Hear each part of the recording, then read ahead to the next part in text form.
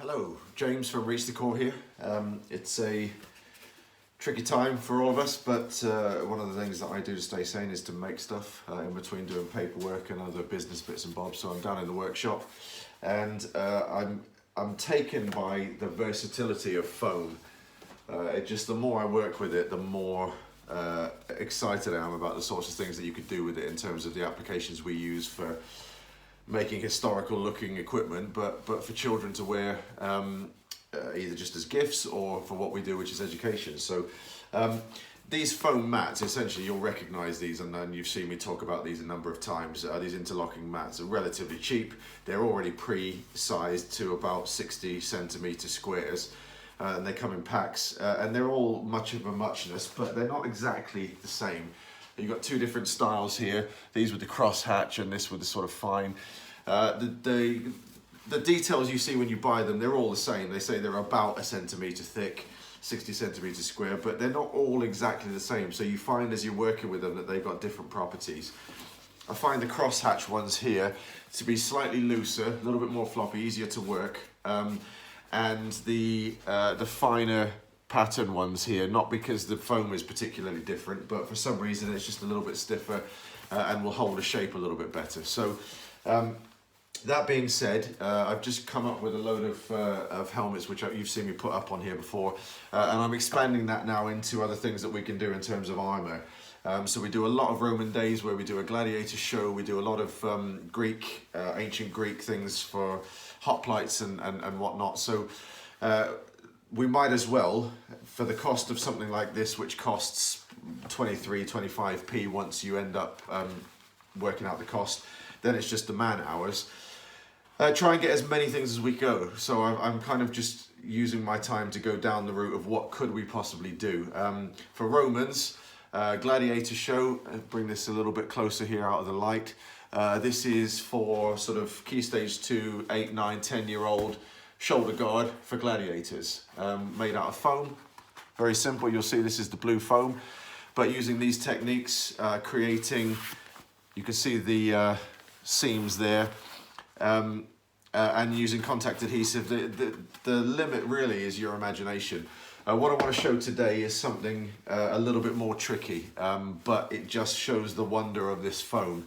What I've got here is a bronze, an actual quality, high quality bronze greave, full grown man size. You can see this one's got sheepskin here, made out of metal.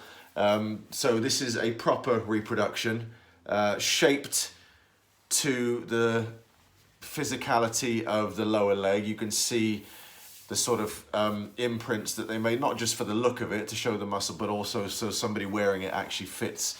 It's shaped, it's curved, as the lower leg would be from knee to ankle. So what I want to try and achieve is the same sort of concept but out of foam, so that young people can just clip them on really quickly, completely lightweight, and then they can actually wear the full armour. So the first stage is a simple foam sheet, and what I've done through trial and error, which I do for everything, I've got these old plastic signs here as I make a pattern. This one here is trial and error, and that is asymmetrical because we want the left leg to look different to the right leg, obviously, and to do that you put one side down on the bit that you want facing away, and then the next piece you cut, you flip it over, and that gives you the mirror image. So this is going to be a left leg, and I have taken that onto the blue foam, cut it out and created a flat piece, but I've actually started shaping this now, and this is the glory of foam.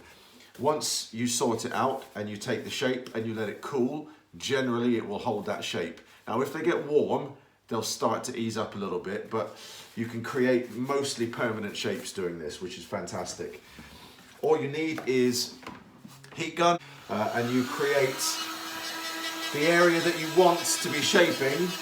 Focus the heat on that, not too much, otherwise you'll melt the foam. I try to do both sides a little bit. I've got about half a foot of space here. If I put my hand there, it's too hot to hold it about there, and it wouldn't hurt your hand. So you want a bit more heat than that, and essentially heating it up. Now what I'm going to do is stitch into this a a time lapse, because otherwise this will take too long. But if I show you just the first part of the process. So this has got to be hot enough so that the foam starts to release. And what that means is it starts to go a little bit soft of its own accord. And if you leave too much heat on one side, you'll melt it, so you keep going back and forth to keep the general heat. Now actually the bit I'm stretching mostly is going to be this back side, so I'm going to finish on that. Okay, and then I've got a form here because I want to create the calf muscle shape. So I'm going to start to stretch it on the bulge that I want to create, and the foam will start to hold. The stretching of the foam is what keeps it to staying out of shape. And this is the bulge of the calf muscle on the inside of the calf. So it's not as great as this one out here on the outside, but it's just enough. So if you look here, what I've got, you can see in the shadow here, this is going to be the kneecap. This is the outside of the calf, and this is the inside of the calf.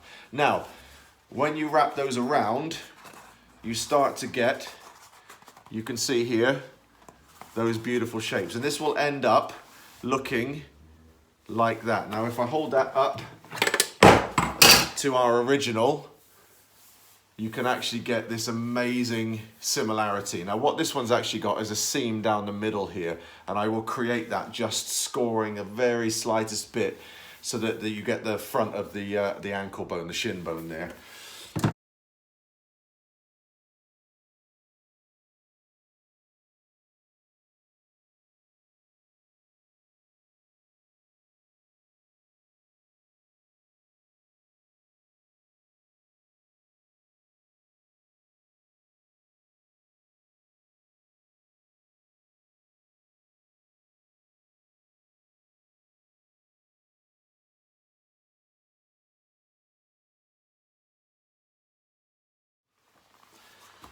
Okay, so what you have here is a really good looking shaped